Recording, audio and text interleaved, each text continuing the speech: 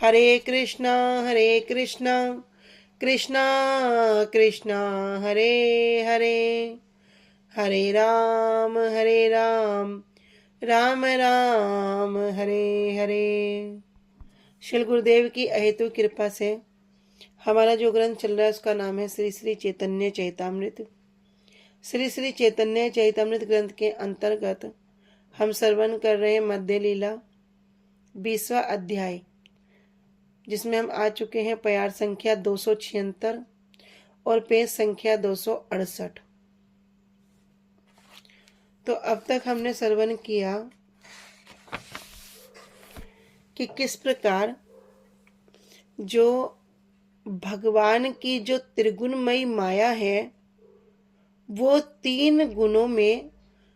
उन्हीं तीन गुणों में क्या करते हैं, शोभ उत्पन्न करके प्रकृति में जीवों को स्थापित करते हैं। और तो वो माया क्या करती है, हिरण्य में महत तत्व को जन्म देती है। तो यहाँ पे कह रहे थे, देवात सुभित धर्म्य नाम स्वश्याम योनि पर परहा पुमान आधत वीर्य सासुत महत तत्वम हिरण्यम।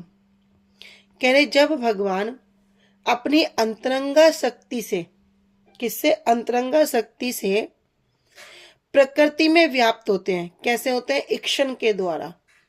कि जब इक्षण करते हैं, दृष्टिपात करते हैं, तो प्रकृति समग्र विराट बुद्धि को उत्पन्न करती है, जिसे क्या कहते हैं, हिरण्यमय। उस विराट बुद्धि को कहते हैं हिरण्यमय। तब यह घटित होता है कि जब प्रकृति बद्ध जीवों के गंतव्यों के द्वारा शुद्ध की जाती है। तो भगवत गीता में से भी हमने श्रवण किया था कि प्रकृति के इस जो गर्भाधान है उसका वर्णन है। तो प्रकृति का जो मुख्य कारक है वो क्या है, महत तत्व या समस्त विविधताओं के प्रजनन का जो स्रोत है। प्रकृति का जो ये अंश है जो प्रधान के साथ ही साथ ब्रह्म भी कहलाता है।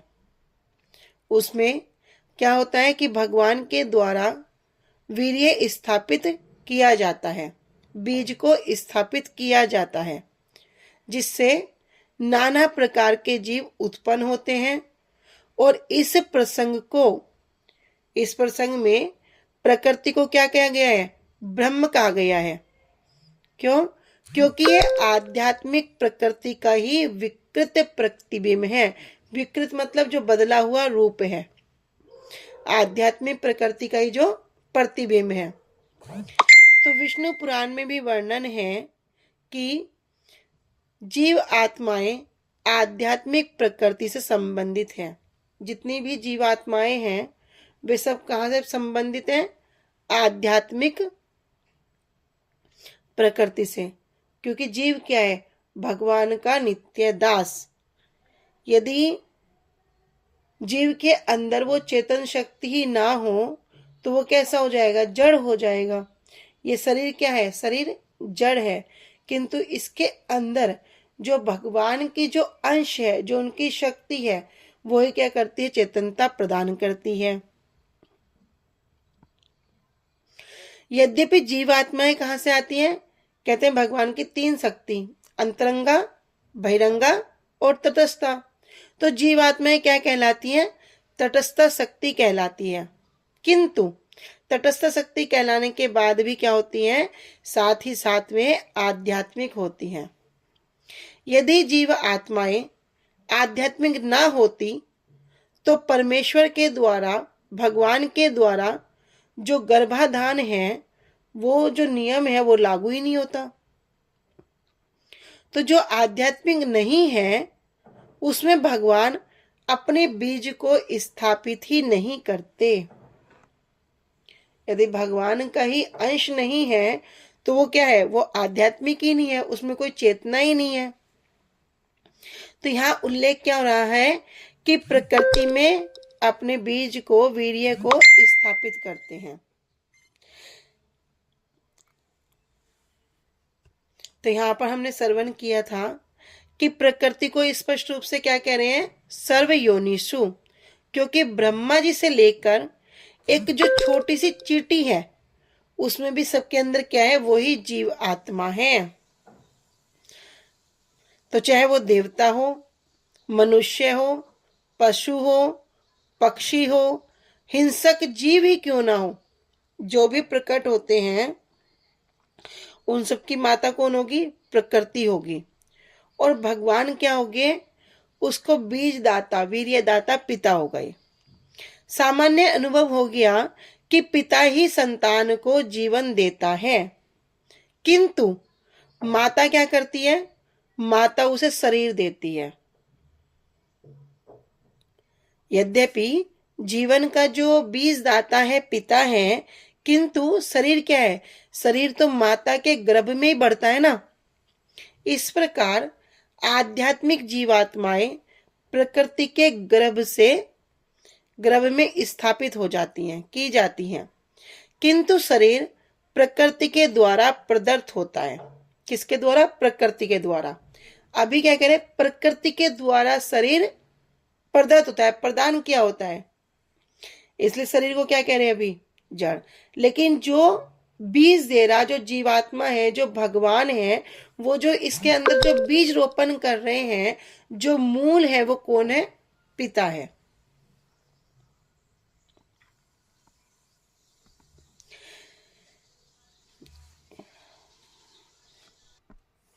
तो माता के द्वारा क्या होता है, शरीर प्रदान होता है, और इससे क्या होगा, विभिन्न विभिन्न योनियां, और वो रूप धारण करता है। जिस प्रकार हमने 84 लाख योनियों का वर्णन सुना है। तो जो जीवन के जो लक्षण बताए, जो 24 तत्व बताए हैं, उसकी ये अंतरक्रिया से प्रकट होते हैं, किंतु किसी प्रकार से जो भौतिक वैज्ञानिक प्रकृति है वो जीवन को उत्पन्न नहीं कर सकती।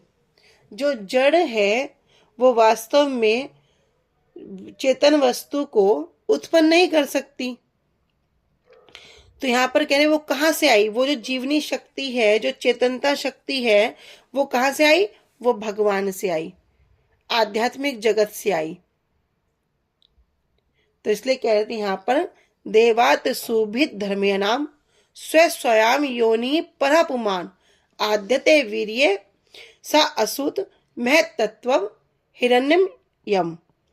जब देवहूति के द्वारा पुरुष और प्रकृति के लक्षणों की जिज्ञासा करने पर कपिल देव उनको महत्वादी 28 तत्वों का वर्णन कर रहे हैं, और उनके भी जो अधीश्वर हैं वे कौन है, पुरुष अवतार भगवान, और उनसे जीव को जो प्रकट होने का अब वहां पर वर्णन कर रहे हैं। प्रयास संख्या 276। तबे महतत्व हैते त्रिविध प्रकार अहंकार, जहां हैते देवित इंद्रिया भूतेर प्रचार। तो जो महत तत्व है वो क्या है, कह रहे महत तत्व त्रिविध, 3 प्रकार का है, उसमें भी 3 प्रकार के अहंकारों की उत्पत्ति हो रही। जहां हैते देवत इंद्रिया भूतेर प्रचार, जिससे क्या होगा, देवता, इंद्रिया और पंचभूत, ये तीनों प्रकाशित होंगे। तो महत तत्व के अंदर 3 प्रकार के अहंकार उत्पन्न हो रहे हैं, जिससे देवता, इंद्रिया और पंचभूत ये प्रकाशित हो रहे हैं। तो ये त्रिविध प्रकार क्या है, त्रिविध अहंकार है। पहला है वैकारिक, दूसरा है तेजस, और तीसरा है तामस। वैकारिक, तेजस और तामस।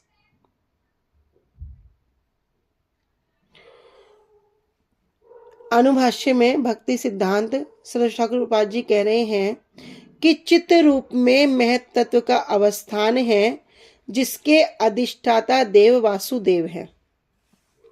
अब यहाँ पर वासुदेव अनिरुद्ध संकर्षण जी के विषय में सुनेंगे। कह रहे जिसके जो अधिष्ठाता हैं वो कौन है, वासुदेव है। कि यत् तत्वं सत्व गुणम स्वच्छम शांतम भगवतः पदम यद आहुर वासुदेवाख्यम चित्तम तन्महद आत्मकम, कि सतोगुण जो भगवान के ज्ञान की स्वच्छ और सौम्य अवस्था है, जो निर्मल अवस्था है, और जो सामान्यतः क्या कहलाती है, वासुदेव या चेतना कहलाती है, वो महत तत्व में प्रकट होता है। चेतना भी कई प्रकार की होती है। कितने प्रकार की होती है? 5 प्रकार की होती हैं। आच्छादित, सकुचित, मुकलित, विकसित और पूर्ण विकसित। ये चेतनता के एक स्तर है, लेवल है। ठीक है। तो सतोगुण जो भगवान है, वो ज्ञान की जो स्वच्छ सौम्य जो अवस्था है, सामान्यतः क्या कहलाते हैं, उसको वासुदेव या चेतन कहलाते हैं, और ये महत तत्व में प्रकट होता है।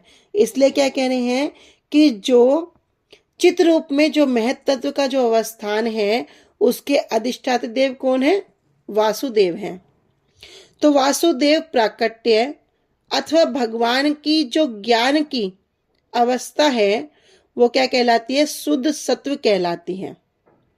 और उस शुद्ध सत्व में, उस शुद्ध सत्व अवस्था में अन्य गुण जैसे रजोगुण और तमोगुण, इनका उल्लंघन नहीं होता। जब ग्रंथों में भगवान का विस्तार क्या हुआ? 4 पुरुषों के रूप में बताया। कैसे बताया? वासुदेव, संकर्षण, प्रद्युम्न और अनिरुद्ध। तो जो यहाँ पर जो महत तत्व के जो प्राकट्य में भगवान जो 4 विस्तारों में रहते हैं, इनमें से जो परमात्मा के जो रूप में भीतर स्थित है, सबके हृदय में जो स्थित है, वे कौन है? सबसे पहले वासुदेव के रूप में वो विस्तार करते हैं। वासुदेव अथवा भौतिक इच्छाओं के जो उल्लंघन से मुक्त हैं, और ये वह अवस्था है जिसमें कोई भी भगवान को, वह लक्ष्य है जिसे क्या कह रहे हैं? भगवत गीता में अद्भुत कह रहे हैं। महत्त्व का ये ज्ञान, ये एक अन्य लक्षण है। तो इसी वासुदेव के विस्तार को क्या कहते हैं? चेतनता कह रहे हैं। और इसमें क्या है? सिर्फ सतोगुण है।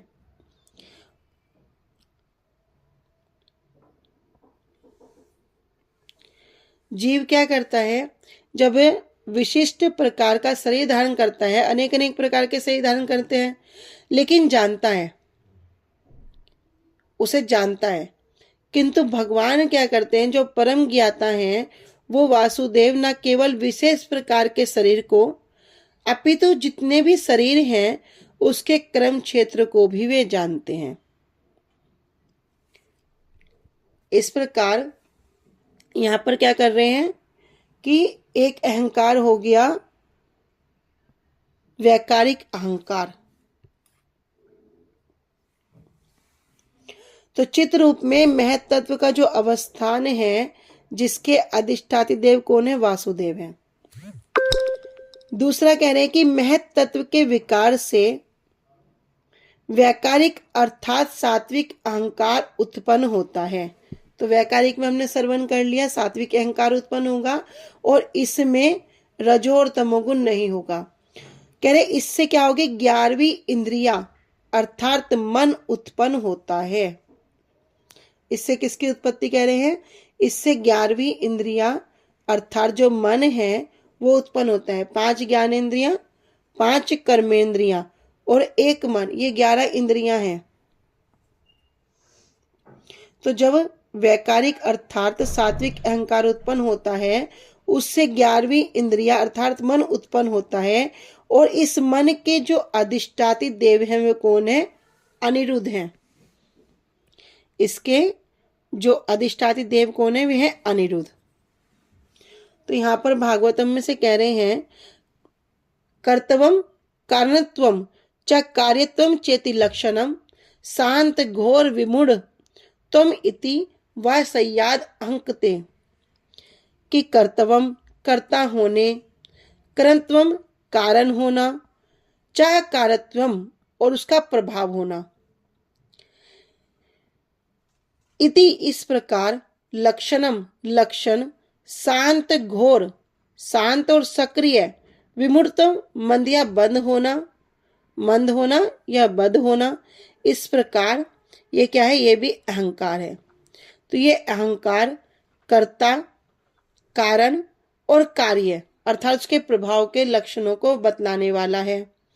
सतोगुण, रजोगुण और तमोगुण के द्वारा जिस प्रकार ये प्रभावित होता है उसी के अनुसार ये शांत, क्रियावान और मंद लक्षण वाला होता है।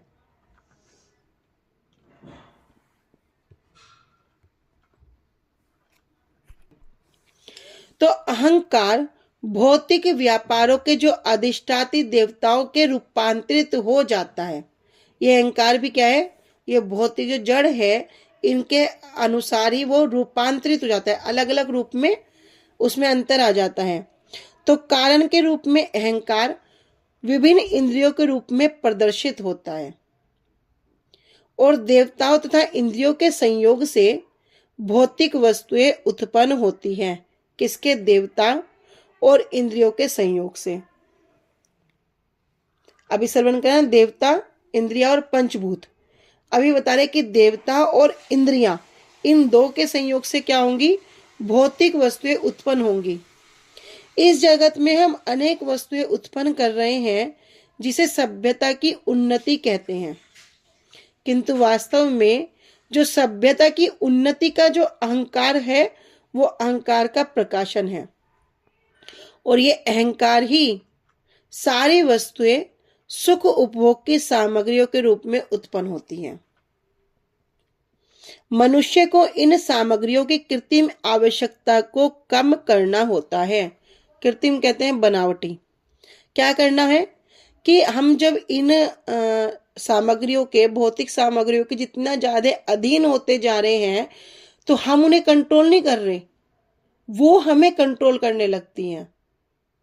तो क्या क्या बता रहे कि इन भौतिक सामग्रियों की आवश्यकताओं को, कृत्रिम आवश्यकताओं को, बनावटी को, इनकी आवश्यकताओं कम करना होता है। हमारे श्री नरोत्तम दास ठाकुर जी ने भी इस विषय में शोक प्रकट करते हैं कि जब मनुष्य जो वसुदेव की शुद्ध चेतना है, जो भगवान का जो नित्य दास है, जब वह भौतिक कर्मों में बंध जाता है तो नरोत्तम दास ठाकुर कहते हैं, सत्संग छाड़ी केनु असत्य विलासते, कारणे लागिलिए कर्म बंधन फास।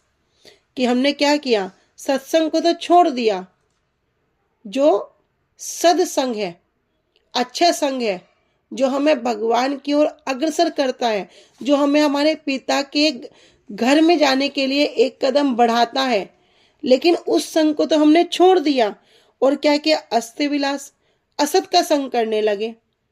और उस असत के संग के कारण क्या हो गया, हम इस कर्म बंधन में फंसते चले गए। इसलिए कह रहे हैं कि अपनी जो भौतिक आवश्यकताएं हैं, जो जिसके हम सोचते ना हमारे कंट्रोल में, नहीं नहीं, हम उनके कंट्रोल में बन जाते हैं। हमें एक ऐसी हैबिट हो जाती है कि उसके बिना हम कुछ कर नहीं सकते। तो अपनी इन आवश्यकताओं को कम करना होगा, नहीं तो जो हमारे जो आचार्य वर्ग हैं, नरोत्तम दास ठाकुर हैं, वे भी क्या कह रहे हैं कि सत्संग छाड़ी केनु अस्ते विलास। भैया क्यों कर रहे हो, क्यों सत्संग को छोड़कर क्यों असत्संग कर रहे हो, क्यों इन भौतिक इच्छाओं में, भौतिक परिस्थितियों में, भौतिक सामग्रियों में अपने जीवन को व्यतीत कर रहे हो। जब जाएंगे तब क्या ये शरीर साथ जाएगा, जिसको मैं कहकर हम क्या करते हैं, बड़े गर्वान्वित होते हैं। हम कितने सुंदर हैं, हम कितने पतले हैं, हम कितने सुडौल हैं, मैं ये डॉक्टर हूँ, मैं ये हूँ, मैं वो हूँ। ये शरीर जिसको सब कुछ अपना मानते हैं, ये भी साथ नहीं जाएगा। तो सत्संग छाड़ी करे असत विलास क्यों कर रहा है। हम रोज एक बात को श्रवण करते हैं, भैया इस शरीर कितना सुंदर होने पर भी जो संसार के लोग बोलते ना, मुझे तुमसे प्रिय कोई नहीं है, मैं तो तुम्हारे बिना एक पल भी नहीं जी सकता, मैं तो तुम्हारे बिना मर जाऊंगा, ऐसा बोलने वाले भी यदि इस कपड़े को छोड़कर तुम दूसरा कपड़ा पहन के उनके सामने खड़े भी हो जाओ, तब भी वे तुम्हें पहचान नहीं पाएंगे। कैसी शरीर की स्थिति है। तो वहां पर नरोत्तम दास ठाकुर भी विचार करते हैं, कह रहे भैया क्यों इस सनिक संसार का जो सनिक है, जो तुच्छ है, ये भौतिक है, जो जड़ है, जो अनित्य है, जो नित्य वस्तु नहीं है, इसका क्या आनंद उठाना चाहते हो? क्या इसमें आनंद मिलता है? जब श्रीमद् भगवत गीता में भगवान ने एक टैग लगा दिया, किसी वस्तु पर टैग लगाते हैं ना, ब्रांड का टैग लगा देते हैं कि वस्तु क्या है, इस वस्तु की एक क्वालिटी है, इस वस्तु से तुम्हें ये मिलेगा। तो वहां भगवत गीता में भी भगवान ने एक टैग लगा दिया, अशाश्वतम दुख आल्य। ये संसार क्या है? तो दुखों का आल्य है, दुखों का भंडार है, दुखों का घर है। फिर इस भौतिक संसार में ही क्या सुख ढूंढ रहे हैं, क्या सुख की आशा कर रहे हैं? जब से जन्म होता है और जब तक मृत्यु तक क्या करता है? सुख मिले, सुख मिले, सुख मिले, सुख मिले। हमारे वैष्णव जन बात कहते हैं ना कि हर जीव, हर प्राणी क्या करता है? दो चीज के लिए काम करता है, दो चीज के लिए वो पूरा अपने आप को पूरा डेडिकेट कर देता है। क्या? सुख कैसे आए और दुख कैसे जाए। और क्या होता है? पूरा जीवन एक पैर पे खड़े होकर भी सेवा करते रहोगे ना, तब भी छोटी से छोटी गलती पर तुम्हें क्या मिलेगा? धुतकार मिलेगी। तो कहते ना, सुख आता नहीं और दुख जाता नहीं, तब भी वो सुख नहीं प्राप्त होगा। टैग लगा दिया भैया, ये क्या है? दुख आल्य है, दुखों का घर है। जैसे पुस्तक आल्य है भैया, वो पुस्तक ही पुस्तक मिलेंगी। औषध आल्य है, वहां पे औषधि ही मिलेंगी। ऐसे ये टैग भगवत गीता में भगवान ने साफ साफ क्लियर लगा दिया, ये क्या है? दुख आल्यम। यहाँ दुख के सिवा कुछ मिलेगा ही नहीं। तो इस भौतिक संसार में करते हैं ना, सनिक सुख का आनंद उठाना चाहते हैं। इसलिए क्या है? जो शुद्ध चेतन अवस्था है, जो साक्षात हृदय में जो प्रभु विराजमान है, उसका क्या करते हैं? परित्याग कर देते हैं, भूल जाते हैं। भूल कर क्या करते हैं? अपने आप को माया का दास मानते हैं। इस भौतिक जगत में ही अपने आप को पूरा 100 का 100% लगा देते हैं। इसलिए ये क्या है? इसलिए मैं इस कर्म जाल में फंस गया हूं। लेकिन करना क्या है भैया?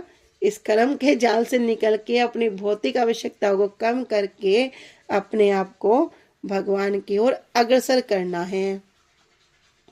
तो यहाँ पर कह रहे वैकारिक, वैकारिक जो सत्व का जो अहंकार है विकृत, वो विकृत होने से मन, ये जो मन के यहाँ पर बता रहे हैं कि मन का लक्षण क्या है? मन क्या कार्य करता है?